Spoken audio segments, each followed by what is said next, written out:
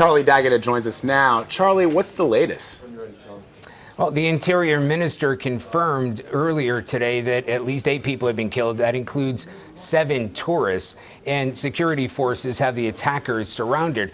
Government officials said that 4 busloads of tourists, that's as many as 200 people, were inside that museum when the attackers struck.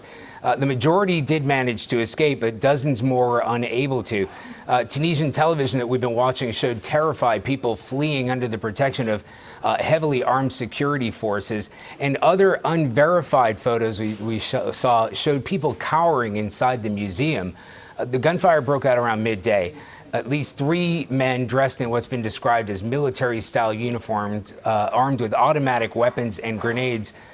And although Tunisia was once a popular tourist destination, it's had to face the rising threat of Islamic extremism since the beginning of the Arab Spring and the overthrow of its president. Some of those extremists are linked to ISIS. They send foreign fighters to Iraq, Syria, and neighboring Libya. Vlad and Meg? And Charlie, you mentioned the rise of ISIS there, but why Tunisia? What's going on there?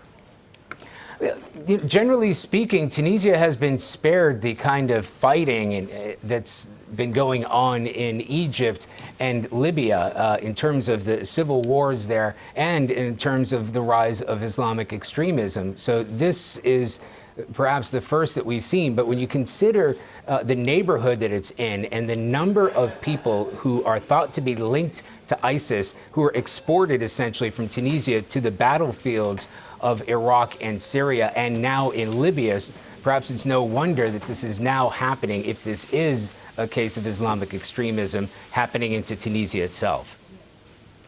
Charlie Daggett in London. Thanks, Charlie.